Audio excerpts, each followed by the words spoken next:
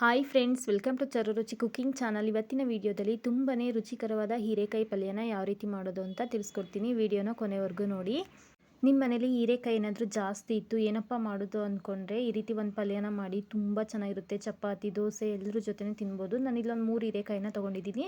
ತೊಳೆದ್ಬಿಟ್ಟು ನೀಟಾಗಿ ಇದನ್ನು ಚಿಕ್ಕದಾಗಿ ಕಟ್ ಮಾಡಿಕೊಂಡು ಸೈಡಲ್ಲಿ ಎತ್ತಿಟ್ಕೊಳ್ಳಿ. ನೆಕ್ಸ್ಟ್ ನಾನಿಲ್ಲಿ ಒಂದು ಟೊಮೆಟೊ, ಒಂದು ಈರುಳ್ಳಿ ಮತ್ತು ಹಸಿಮೆಣಸಿಕಾಯಿ, ಸ್ವಲ್ಪ ಕಾಯಿ ತುರಿನ ತೊಗೊಂಡಿದ್ದೀನಿ. ಹಾಗೆ ಹೀರೆಕಾಯಿನ ಚಿಕ್ಕದಾಗಿ ಕಟ್ ಮಾಡಿ ಎತ್ತಿಟ್ಕೊಂಡಿದ್ದೀನಿ.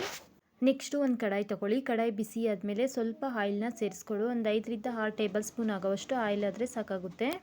ಆಯಿಲೆಲ್ಲ ಚೆನ್ನಾಗಿ ಬಿಸಿ ಆದಮೇಲೆ ಇದಕ್ಕೆ ಸಾಸಿವೆ ಮತ್ತು ಜೀರಿಗೆ, ಕಡಲೆಬೇಳೆನ ಸೇರಿಸ್ಕೊಳ್ತಾ ಇದ್ದೀನಿ. ಸ್ವಲ್ಪ ಹಾಕ್ಕೊಳ್ಳಿ. ಸಾಸಿವೆ ಸ್ವಲ್ಪ ಜಾಸ್ತಿನೇ ಹಾಕ್ಕೊಳ್ಳಿ. ಹಾಗೆ ಜೀರಿಗೆ ಮತ್ತು ಕಡಲೆಬೇಳೆನ ಹಾಕ್ಕೊಂಡಿದ್ದೀನಿ. ಇದೆಲ್ಲ ಚೆನ್ನಾಗಿ ಫ್ರೈ ಮಾಡ್ಕೊಳ್ಬೇಕು. ಬೇಕಿದ್ರೆ ನೀವು ಕಡಲೆಬೇಳೆ ನೆನೆಸೂ ಮಾಡ್ಬೋದು, ಅದು ಚೆನ್ನಾಗಿರುತ್ತೆ. ಇದೆಲ್ಲ ಚೆನ್ನಾಗಿ ಫ್ರೈ ಆಗಿದೆ. ಈಗ ಕಟ್ ಮಾಡಿ ಇಟ್ಕೊಂಡಿರೋ ಒಂದು ಈರುಳ್ಳಿ ಮತ್ತು ಹಸಿಮೆಣಸಿಕಾಯಿನ ಸೇರಿಸ್ಕೊಂಡು ಚೆನ್ನಾಗಿ ಫ್ರೈ ಮಾಡ್ಕೊಳ್ಬೇಕು. ಈ ಪಲ್ಯ ಅಂತೂ ಬೇಗನೆ ಆಗುತ್ತೆ, ತುಂಬ ಈಸಿಯಾಗಿ ಮಾಡ್ಕೊಳ್ಬೋದು. ಮಾಡೋದು ಅಷ್ಟೇ ತುಂಬಾ ಸುಲಭ. ಚಪಾತಿ, ದೋಸೆ, ಪೂರಿ ಜೊತೆ ಎಲ್ಲರ ಜೊತೆನೂ ತಿನ್ಬೋದು. ನೆಕ್ಸ್ಟ್ ನಾನು ಇವಾಗ ಇದಕ್ಕೆ ಕಟ್ ಮಾಡಿ ಇಟ್ಕೊಂಡಿರೋ ಒಂದು ಟೊಮೊಟೊನ ಸೇರಿಸ್ಕೊಳ್ತಾ ಇದ್ದೀನಿ. ನೆಕ್ಸ್ಟ್ ಇದೆಲ್ಲ ಟೊಮೊಟೊ ಈ ರೀತಿ ಸಾಫ್ಟ್ ಆಗಬೇಕು. ಇದೆಲ್ಲ ಚೆನ್ನಾಗಿ ಸಾಫ್ಟ್ ಆದಮೇಲೆ ಕಟ್ ಮಾಡಿ ಇಟ್ಕೊಂಡಿರೋ ಹೀರೆಕಾಯಿನ ಹಾಕ್ಕೊಳ್ತಾ ಇದ್ದೀನಿ. ಹೀರೆಕಾಯಿ ಹಾಕಿದ್ಮೇಲೆ ಅಷ್ಟೇ ಚೆನ್ನಾಗಿ ಒಂದ್ಸಲ ಮಿಕ್ಸ್ ಮಾಡ್ಕೊಳ್ಬೇಕು. ಇದೆಲ್ಲ ಚೆನ್ನಾಗಿ ಒಂದ್ಸಲ ಮಿಕ್ಸ್ ಆದಮೇಲೆ ಇದಕ್ಕೆ ಒಂದು ಚಿಟಿಕೆ ಆಗೋಷ್ಟು ಅರಿಶಿನ ಮತ್ತು ಸ್ವಲ್ಪ ಉಪ್ಪನ್ನ ಸೇರಿಸ್ಕೊಳ್ಬೇಕು. ರುಚಿಗೆ ತಕ್ಕಷ್ಟು ಉಪ್ಪನ್ನ ಹಾಕ್ಬಿಟ್ಟು ಚೆನ್ನಾಗಿ ಒಂದ್ಸಲ ಮಿಕ್ಸ್ ಮಾಡ್ಕೊಳ್ಳಿ.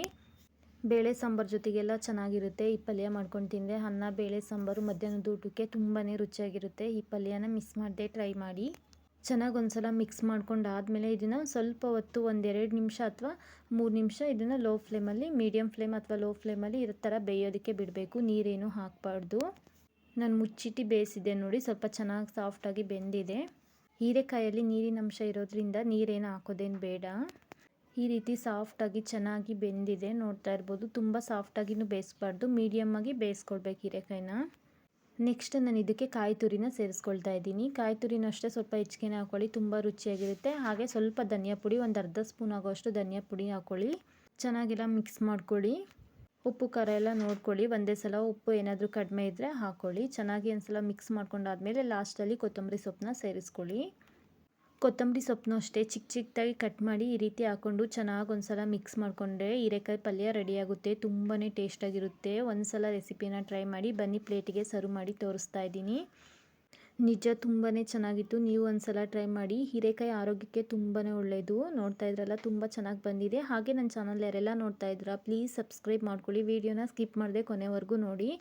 ಇಷ್ಟೇ ಸಿಂಪಲ್ಲು ಹೀರೆಕಾಯಿ ಪಲ್ಯ ಮಾಡೋದು. ಮಿಸ್ ಮಾಡದೆ ರೆಸಿಪಿನ ಟ್ರೈ ಮಾಡಿ. ಸಿಗೋಣ ನೆಕ್ಸ್ಟ್ ವಿಡಿಯೋದಲ್ಲಿ. Thank you for watching. Bye.